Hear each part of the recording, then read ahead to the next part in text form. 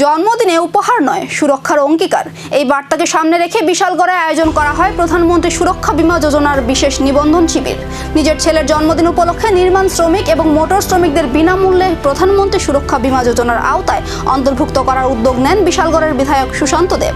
প্রধানমন্ত্রী নরেন্দ্র মোদীর মন কি বাত অনুষ্ঠানে সমাজসেবামূলক উদ্যোগের আহ্বানকে বাস্তবায়িত করতে এই কর্মসূচির আয়োজন করা হয়েছে বলে জানানো হয়।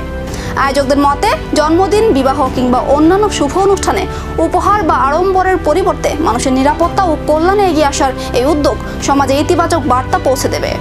এই নিবন্ধন শিবিরের মাধ্যমে বহু শ্রমজীবী মানুষ সামাজিক সুরক্ষা প্রকল্পের আওতায় এসে ভবিষ্যতের আর্থিক নিরাপত্তার সুযোগ পেলেন।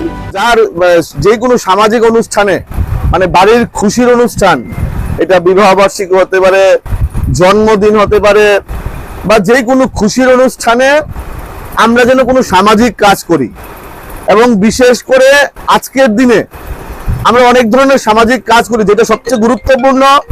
এখানে বেশিরভাগ যারা আছেন, কেউ নির্মাণ শ্রমিক, কেউ গাড়ি চালান, কেউ অটো চালান, কেউ ছোট গাড়ি, বড় গাড়ি আপনারা নিজেরা চালান।